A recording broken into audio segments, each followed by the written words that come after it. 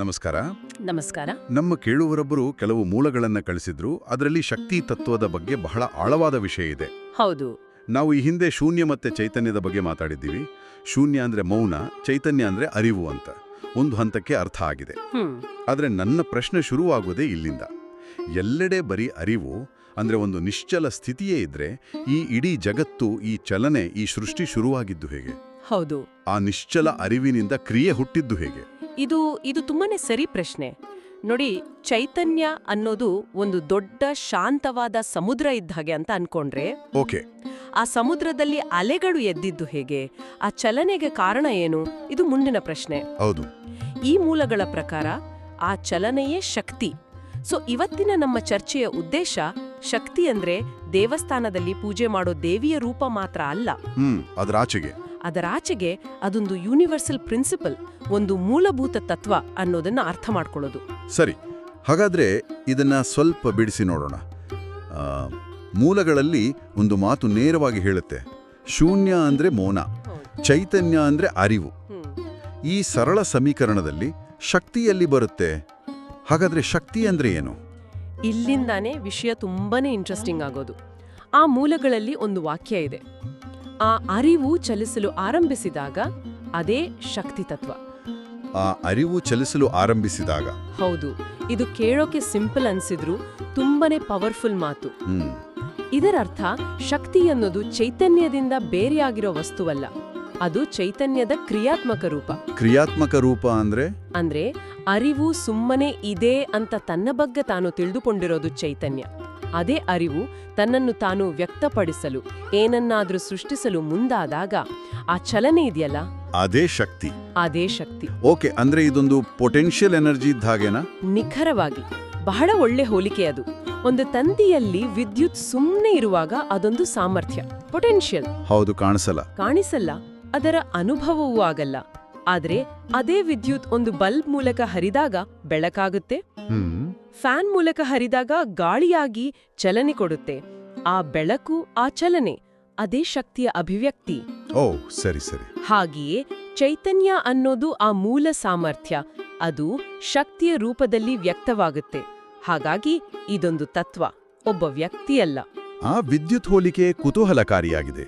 ಹಾಗಾದ್ರೆ ಚೈತನ್ಯವು ಶಕ್ತಿಯಾಗಿ ವ್ಯಕ್ತವಾಗದಿದ್ರೆ ಅದೊಂದು ಬಳಕೆಯಾಗದ ಸಾಮರ್ಥ್ಯ ಅಷ್ಟೇನಾ? ಅದು ತನ್ನ ಪಾಡಿಗೆ ತಾನೂ ಇರುತ್ತೆ, ಆದರೆ ಅದರಿಂದ ಯಾವ ಅನುಭವವೂ ಸೃಷ್ಟಿಯಾಗಲ್ಲ. ಖಂಡಿತ. ಅನುಭವ ಸೃಷ್ಟಿಯಾಗಬೇಕಾದ್ರೆ ಚಲನೆ ಬೇಕು, ಆ ಚಲನೆಯೇ ಶಕ್ತಿ. ಹಾಗಾಗಿ ಇದು ಕೇವಲ ಬ್ರಹ್ಮಾಂಡದ ಸೃಷ್ಟಿಯಂತಹ ದೊಡ್ಡ ವಿಷಯಗಳಿಗೆ ಮಾತ್ರ ಸೀಮಿತವಾಗಿಲ್ಲ. ಹೌದು, ಅಲ್ಲಿಗೆ ಬರ್ತಿದ್ದೆ. ನಿಜ ಹೇಳ್ಬೇಕಂದ್ರೆ ಶಕ್ತಿ ಅಂತ ತಕ್ಷಣ ನನಗೆ ದೇವಸ್ಥಾನದ ದೇವಿಯ ಚಿತ್ರವೇ ಕಣ್ಣಿಗೆ ಬರುತ್ತೆ, ಒಂದು ದೊಡ್ಡ ಕಾಸ್ಮಿಕ್ ಶಕ್ತಿ ಅಂತ. ಸಹಜ ಅದು. ಆದರೆ ಆ ಮೂಲಗಳಲ್ಲಿ ನಮ್ಮ ದೈನಂದಿನ ಜೀವನಕ್ಕೆ ಸಂಬಂಧಪಟ್ಟ ಒಂದು ಲೈನ್ ಇದೆ, ಅದನ್ನು ತುಂಬಾ ಹೊತ್ತು ಯೋಚನೆ ಮಾಡೋ ಹಾಗೆ ಮಾಡ್ತು. ಯಾವುದು? ನಮ್ಮ ಉಸಿರಿನಲ್ಲೂ ಶಕ್ತಿ ಇದೆ, ನಮ್ಮ ಮಾತಿನಲ್ಲೂ ಶಕ್ತಿ ಇದೆ, ಒಂದು ಆಲೋಚನೆಯಲ್ಲೂ ಶಕ್ತಿ ಇದೆ ಅಂತ. ಇದನ್ನ ಸ್ವಲ್ಪ ವಿವರಿಸಬಹುದಾ? ಖಂಡಿತ. ಯಾಕಂದ್ರೆ ಉಸಿರು ಅನ್ನೋದು ನಮ್ಗೆ ಕೇವಲ ಒಂದು ಜೈವಿಕ ಕ್ರಿಯೆ ಅಲ್ವಾ? ಹೌದು, ನಾವು ಹಾಗೆ ನೋಡೋದು. ಆದ್ರೆ ಆಳವಾಗಿ ನೋಡಿದ್ರೆ ಪ್ರತಿಯೊಂದು ಉಸಿರು ಕೇವಲ ಗಾಳಿಯ ಚಲನೆ ಅಲ್ಲ, ಅದು ಜೀವಂತಿಕೆಯ ಚಲನೆ. ಹೌದು. ಉಸಿರು ನಿಂತ್ರೆ ದೇಹ ಸಾಯುತ್ತೆ ಅನ್ನೋದಕ್ಕಿಂತ ಆ ಜೀವದ ಚಲನೆ ನಿಂತು ಹೋಗುತ್ತೆ ಅಲ್ವಾ? ಹೌದು. ಹಾಗಾಗಿ ಉಸಿರಾಟ ಅನ್ನೋದು ಶಕ್ತಿಯ ಅತ್ಯಂತ ಮೂಲಭೂತ ಸ್ಪಷ್ಟ ರೂಪ. ಅದು ಜೀವವನ್ನು ಹಿಡಿದಿಟ್ಟಿರುವ ಚಲನೆ. ಸರಿ, ಉಸಿರು ಜೀವದ ಚಲನೆ ಒಪ್ಪಿದೆ. ಹಾಗಾದ್ರೆ ಮಾತಿನ ವಿಷಯದಲ್ಲಿ ಅದು ಕೇವಲ ಸೌಂಡ್ ವೇವ್ಸ್, ಶಬ್ದ ತರಂಗಗಳಷ್ಟೇ ಅಲ್ವಾ? ಶಬ್ದ ತರಂಗಗಳು ಅನ್ನೋದೇ ಒಂದು ಚಲನೆ, ಒಂದು ಕಂಪನ. ಓಕೆ. ನಮ್ಮ ಮಾತುಗಳು ನಮ್ಮ ಸುತ್ತ ಒಂದು ರೀತಿಯ ಎನರ್ಜಿ ಫೀಲ್ಡ್ ಅನ್ನೇ ಸೃಷ್ಟಿಸ್ತವೆ. ನಾವು ಆಡೋ ಮಾತುಗಳು ನಮ್ಮ ಸಂಬಂಧಗಳನ್ನ, ನಮ್ಮ ಪರಿಸರವನ್ನ ರೂಪಿಸ್ತವೆ. ಒಂದು ಪ್ರೀತಿಯ ಮೂಲತು ಇನ್ನೊಬ್ರಿಗೆ ದಿನಪೂರ್ತಿ ಚೈತನ್ಯ ಕೊಡಬಹುದು. ಒಂದು ನೋವಿನ ಮಾತು ಅವರ ಉತ್ಸಾಹವನ್ನೇ ಸಾಯಿಸಬಹುದು. ಇದು ಶಕ್ತಿಯ ನೇರ ಪರಿಣಾಮ. ಹೌದು, ಇದು ನಿಜ. ಸೊ ಮಾತು ಅನ್ನೋದು ಕೇವಲ ಮಾಹಿತಿ ರವಾನೆ ಅಲ್ಲ, ಅದೊಂದು ಸೃಷ್ಟಿಕ್ರಿಯೆ. ಇದು ನಿಜ. ನಾವಿದನ್ನ ದಿನ ಅನುಭವಿಸ್ತೀವಿ. ಒಂದು ಸಣ್ಣ ಥ್ಯಾಂಕ್ ಯು ಅಥವಾ ಸಾರಿ ಎಷ್ಟು ದೊಡ್ಡ ಬದಲಾವಣೆ ತರಬಹುದು ಅಂತ. ಹೌದು. ಓಕೆ, ಈಗ ಮೂರನೇ ವಿಷಯಕ್ಕೆ ಬರೋಣ. ಇದು ಎಲ್ಲಕ್ಕಿಂತ ಹೆಚ್ಚು ಇಂಟ್ರೆಸ್ಟಿಂಗ್. ಒಂದು ಆಲೋಚನೆಯಲ್ಲೂ ಶಕ್ತಿ ಇದೆ ಅಂತ. ಒಂದ್ ನಿಮಿಷ. ಅಂದ್ರೆ ನಾನು ದಿನಾ ಮಾಡುವ ಸಾವಿರಾರು ಯೋಚನೆಗಳು, ಸಣ್ಣಪುಟ್ಟ ಚಿಂತೆಗಳು, ಕನಸುಗಳು ಎಲ್ಲವೂ ಒಂದೊಂದು ಸೃಷ್ಟಿಕ್ರಿಯೆನಾ? ಇದು ಕೇಳಲಿಕ್ಕೆ ಸ್ವಲ್ಪ ಭಯಾನಕ ಅನಿಸ್ತಿದೆ. ಭಯಾನಕ ಅನಿಸೋದು ಸಹಜ, ಯಾಕಂದ್ರೆ ಅದು ಒಂದು ದೊಡ್ಡ ಜವಾಬ್ದಾರಿಯನ್ನ ನಮ್ಮ ಹೆಗಲ್ ಮೇಲೆ ಹಾಕುತ್ತೆ. ಹೌದು. ಆದ್ರೆ ಹೌದು, ಮೂಲಗಳ ಪ್ರಕಾರ ಆಲೋಚನೆ ಅನ್ನೋದು ಎಲ್ಲಕ್ಕಿಂತ ಸೂಕ್ಷ್ಮವಾದರೂ ಅತ್ಯಂತ ಶಕ್ತಿಶಾಲಿಯಾದ ಶಕ್ತಿಯ ರೂಪ. ಹೇಗೆ? ಯಾಕಂದ್ರೆ ಜಗತ್ತಿನಲ್ಲಿ ನಾವು ಕಾಡುವ ಪ್ರತಿಯೊಂದು ಮಾನವ ನಿರ್ಮಿತ ವಸ್ತು, ಈ ಮೈಕ್ರೋಫೋನ್ ಇರ್ಬೋದು, ನಾವು ಕೂತಿರೋ ಕುರ್ಚಿ, ದೊಡ್ಡ ದೊಡ್ಡ ಕಟ್ಟಡಗಳು, ಎಲ್ಲವೂ ಮೊದಲು ಯಾರೋ ಒಬ್ಬರ ಮನಸ್ಸಿನಲ್ಲಿ ಒಂದು ಆಲೋಚನೆಯಾಗಿಯೇ ಹುಟ್ಟಿದ್ದು. ಆ ಆಲೋಚನೆಗೆ ಶಕ್ತಿ ಇಲ್ಲದಿದ್ದರೆ ಅದು ವಾಸ್ತವ ಆಗುತ್ತಿರಲಿಲ್ಲ. ನಿಜ. ಹಾಗಾಗಿ ಒಂದು ಆಲೋಚನೆ ಹೊಸ ಸಾಧ್ಯತೆಗಳಿಗೆ ಕಾರಣವಾಗಬಲ್ಲ ಚಾಲಕ ಶಕ್ತಿ. ನಮ್ಮ ಆಲೋಚನೆಯಲ್ಲಿ ಇಡೀ ಸೃಷ್ಟಿಯ ಶಕ್ತಿ ಇದೆ ಅನ್ನೋದು ದೊಡ್ಡ ವಿಷಯ. ಇದು ನನಗೆ ಶಿವನ ನಿಶ್ಚಲತೆ ಮತ್ತು ಶಕ್ತಿಯ ನೃತ್ಯದ ಬಗ್ಗೆ ಆ ಮೂಲಗಳಲ್ಲಿ ಹೇಳಿರುವ ಹೋಲಿಕೆಯನ್ನು ನೆನಪಿಸುತ್ತಿದೆ. ಆ ಕಾವ್ಯಾತ್ಮಕ ಹೋಲಿಕೆ. ಹೌದು. ಚೈತನ್ಯ ನಿಶ್ಚಲ, ಶಕ್ತಿ ಚಲನೆ; ಶಿವ ನಿಶ್ಶಬ್ದ, ಶಕ್ತಿ ನೃತ್ಯ. ಇದು ಕೇಳೋಕೆ ಬಹಳ ಸುಂದರವಾಗಿದೆ. ಆ ನೃತ್ಯದ ಹಿಂದಿನ ತತ್ವವಾದರೂ ಏನು? ಅವರಿಬ್ರು ಬೇರೆ ಬೇರೆನಾ? ಇದು ಬಹಳ ಮುಖ್ಯವಾದ ಪ್ರಶ್ನೆ. ಸಾಮಾನ್ಯವಾಗಿ ನಾವು ಶಿವ ಮತ್ತು ಶಕ್ತಿಯನ್ನು ಎರಡು ಬೇರೆ ಬೇರೆ ಶಕ್ತಿಗಳಂದು, ಗಂಡು ಹೆಣ್ಣು ಅಂತ ನೋಡ್ತೀವಿ. ಹೌದು. ಆದರೆ ಆ ಮೂಲಗಳು ಸ್ಪಷ್ಟವಾಗಿ ಹೇಳುವುದೇನೆಂದರೆ ಇವೆರಡೂ ಬೇರೆಯಲ್ಲ, ಒಂದೇ ಅಸ್ತಿತ್ವದ ಎರಡು ಮುಖಗಳು. ಒಂದೇ ಅಸ್ತಿತ್ವದ ಎರಡು ಮುಖಗಳು. ಹೌದು. ಇದನ್ನು ಅರ್ಥ ಮಾಡಿಕೊಳ್ಳಲು ನಾವು ಹೊರಗೆ ನೋಡುವ ಬದಲು ನಮ್ಮೊಳಗೇ ನೋಡಬೇಕು. ನಮ್ಮೊಳಗೆ ಹೇಗೆ? ನಮ್ಮೊಳಗೆ, ನಮ್ಮ ಅಸ್ತಿತ್ವದ ಕೇಂದ್ರದಲ್ಲಿ ಎಲ್ಲವನ್ನೂ ಗಮನಿಸುವ, ಆದರೆ ಯಾವುದರಿಂದಲೂ ಪ್ರಭಾವಿತವಾಗದ, ಬದಲಾಗದ, ನಿಶ್ಚಲವಾದ ಒಂದು ಸಾಕ್ಷೀಭಾವ ಇದೆ. ನಾವು ಎಚ್ಚರವಿರಲಿ, ನಿದ್ದೆಯಲ್ಲಿರಲಿ, ಕನಸು ಕಾಣುತ್ತಿರಲಿ, ಆ ಎಲ್ಲ ಸ್ಥಿತಿಗಳನ್ನು ಗಮನಿಸುತ್ತಿರುವ ಒಂದು ಅರಿವು ನಮ್ಮೊಳಗೆ ಇರುತ್ತೆ. ಅದು ಶಿವತತ್ವ. Okay, the observer. ಎಸ್. ಅದೇ ಸಮಯದಲ್ಲಿ ನಮ್ಮಲ್ಲಿ ನಿರಂತರವಾಗಿ ಬದಲಾಗುತ್ತಿರುವ, ಚಲಿಸುತ್ತಿರುವ ಜೀವಂತಿಕೆ ಇದೆ. ನಮ್ಮ ಉಸಿರಾಟ, ಹೃದಯದ ಬಡಿತ, ಭಾವನೆಗಳು, ಆಲೋಚನೆಗಳು ಎಲ್ಲವೂ ಚಲನೆಯಲ್ಲೇ ಇದೆ. ಎಲ್ಲವೂ ಸದಾ ಚಲನೆಯಲ್ಲಿವೆ. ಇದು ಶಕ್ತಿ ತತ್ವ. ಓ, ಹಾಗಾದ್ರೆ ಶಿವ ಅನ್ನೋದು ನಮ್ಮೊಳಗಿನ ಬೀಯಿಂಗ್ ಅಥವಾ ಇರುವಿಕೆ, ಮತ್ತು ಶಕ್ತಿ ಅನ್ನೋದು ಬಿಕಮಿಂಗ್ ಅಥವಾ ಆಗುವಿಕೆ. ಪರ್ಫೆಕ್ಟ್. ಒಂದು ಸ್ಥಿರ, ಇನ್ನೊಂದು ಚಲನಶೀಲ. ಅತ್ಯುತ್ತಮವಾಗಿ ಹೇಳಿದಿರಿ. ಒಂದು ಇನ್ನೊಂದಿಲ್ಲದೆ ಅಪೂರ್ಣ. ನಿಶ್ಶಬ್ದ ಮತ್ತು ನೃತ್ಯದ ಹೋಲಿಕೆ ಇಲ್ಲಿಗೆ ಸರಿಯಾಗಿ ಹೊಂದ್ಕೊಳ್ಳುತ್ತೆ. ನಿಶ್ಶಬ್ದವಿಲ್ಲದೆ ನೃತ್ಯಕ್ಕೆ ಅರ್ಥವಿಲ್ಲ. ಒಂದು ಸಂಪೂರ್ಣ ಗದ್ದಲದಲ್ಲಿ ನೃತ್ಯವನ್ನು ಆಸ್ವಾದಿಸಲು ಸಾಧ್ಯವಿಲ್ಲ ಅಲ್ವಾ? ಸಾಧ್ಯವಿಲ್ಲ. ಹಾಗೆಯೇ ನೃತ್ಯವಿಲ್ಲದೆ ನಿಶ್ಶಬ್ದಕ್ಕೆ ಅಭಿವ್ಯಕ್ತಿ ಇಲ್ಲ.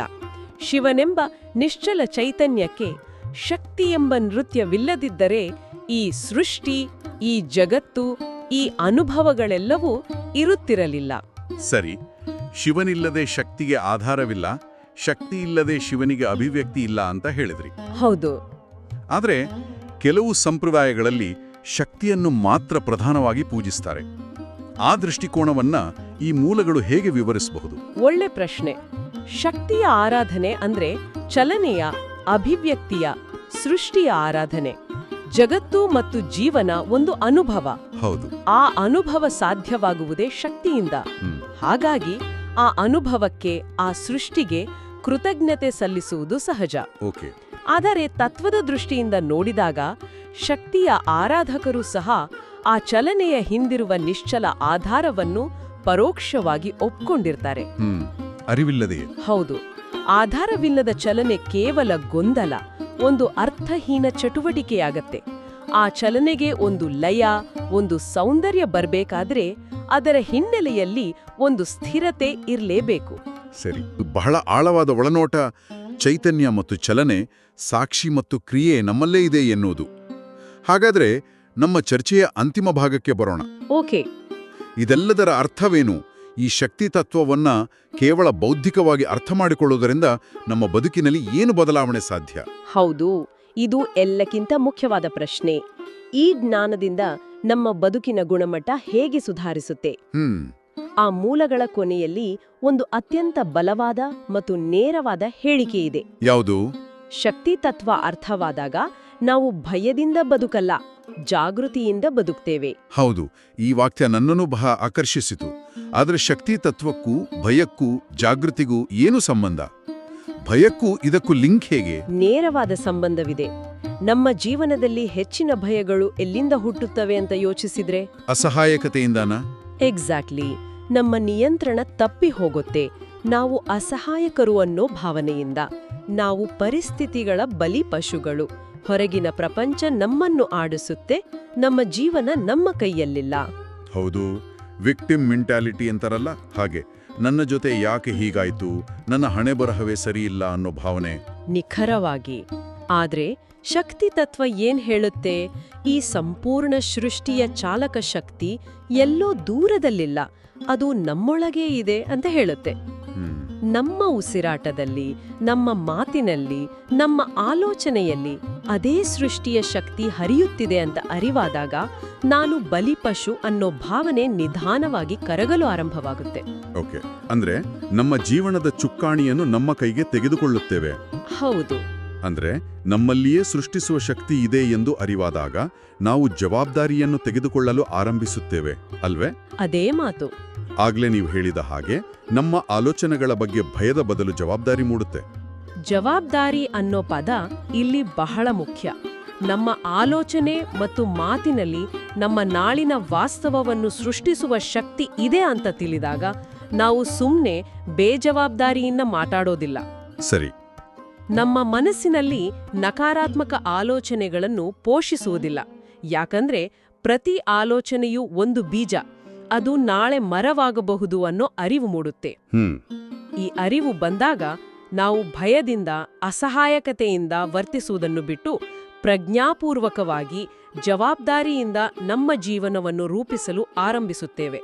ಇದನ್ನೇ ಆ ಮೂಲಗಳು ಭಯದಿಂದ ಬದುಕುವುದಲ್ಲ, ಜಾಗೃತಿಯಿಂದ ಬದುಕುವುದು ಅಂತ ಹೇಳೋದು. ಅದ್ಭುತ. ಹಾಗಾದ್ರೆ ಇಂದಿನ ಚರ್ಚೆಯಿಂದ ನಾವು ಕಲಿತ ಪ್ರಮುಖ ಅಂಶಗಳನ್ನು ಒಮ್ಮೆ ನೋಡೋಣ. ಖಂಡಿತ. ಶಕ್ತಿ ಅನ್ನೋದು ಕೇವಲ ದೇವತೆಯಲ್ಲ, ಅದು ಚಲಿಸುವ ಅರಿವು. ಅಂದ್ರೆ ಚೈತನ್ಯದ ಕ್ರಿಯಾತ್ಮಕ ರೂಪ. ಹೌದು. ಈ ತತ್ವವು ನಮ್ಮ ಉಸಿರು, ಮಾತು ಮತ್ತು ಆಲೋಚನೆಯವರೆಗೂ ಎಲ್ಲೆಡೆಯೂ ಇದೆ. ಮತ್ತು ಶಿವಶಕ್ತಿ ಬೇರೆ ಬೇರೆ ಅಲ್ಲ, ಅವು ಒಂದೇ ಅಸ್ತಿತ್ವದ ನಿಶ್ಚಲ ಮತ್ತು ಚಲನಶೀಲ ಮುಖಗಳು, ನಮ್ಮ ಒಳಗಿನ ಸಾಕ್ಷಿಭಾವ ಮತ್ತು ಜೀವಂತಿಕೆಯಂತೆ. ಕರೆಕ್ಟ್.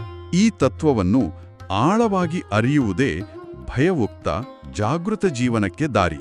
ಖಂಡಿತ. ಎಲ್ಲವನ್ನೂ ಬಹಳ ಚೆನ್ನಾಗಿ ಹಿಡಿದಿಟ್ಟಿದ್ದೀರಿ. ಧನ್ಯವಾದಗಳು. ಇಂದಿನ ಈ ಚರ್ಚೆಯನ್ನು ಮುಗಿಸೋ ಮುನ್ನ ಕೇಳುಗರಿಗೆ ಒಂದು ಆಲೋಚನೆಯನ್ನು ಬಿಟ್ಟು ಹೋಗೋದಾದ್ರೆ, ಆ ಮೂಲಗಳಲ್ಲಿನ ಒಂದು ಸರಳವಾದ ಆದರೆ ಬಹಳ ಗಹನವಾದ ಮಾತನ್ನು ಮತ್ತೊಮ್ಮೆ ನೆನಪಿಸೋಣ. ಒಂದು ಆಲೋಚನೆಯಲ್ಲೂ ಶಕ್ತಿ ಇದೆ. ನಾವು ಇದನ್ನು ಕೇವಲ ಒಂದು ಮಾತಾಗಿ ತೆಗೆದುಕೊಳ್ಳದೆ ಒಂದು ಪ್ರಯೋಗವಾಗಿ ನೋಡಬಹುದು. ಇದರರ್ಥ ನಾವು ಮಾಡುವ ಪ್ರತಿಯೊಂದು ಆಲೋಚನೆಯೂ ಒಂದು ಸೃಷ್ಟಿಕ್ರಿಯೆ, ಒಂದು ಸಣ್ಣ ಬಿಗ್ ಬ್ಯಾಂಗ್ ಇದ್ದ ಹಾಗೆ. ಹಾಗಾದ್ರೆ ನಾವು ನಮ್ಮ ಮನಸ್ಸಿನಲ್ಲಿ ದಿನವಿಡೀ ಹುಟ್ಟುವ ಸಾವಿರಾರು ಆಲೋಚನೆಗಳ ಬಗ್ಗೆ ಏನ್ ಮಾಡಬೇಕು? ಅದೇ ಪ್ರಶ್ನೆ. ನಾವು ಆ ಸಾವಿರಾರು ಆಲೋಚನೆಗಳ ಶಕ್ತಿಯ ಬಗ್ಗೆ ಸಂಪೂರ್ಣ ಜಾಗೃತರಾದ್ರೆ ಮತ್ತು ಅವುಗಳನ್ನು ಅರಿವಿಲ್ಲದೆ ಹರಿಯಲು ಬಿಡುವ ಬದಲು ಪ್ರಜ್ಞಾಪೂರ್ವಕವಾಗಿ ನಮಗೆ ಬೇಕಾದ ಆಲೋಚನೆಗಳನ್ನು ಆಯ್ದುಕೊಂಡ್ರೆ ನಮ್ಮ ವೈಯಕ್ತಿಕ ವಾಸ್ತವವನ್ನು ನಾವು ಎಷ್ಟು ಅದ್ಭುತವಾಗಿ ರೂಪಿಸಬಹುದು? ಈ ಬಗ್ಗೆ ಯೋಚಿಸಿ.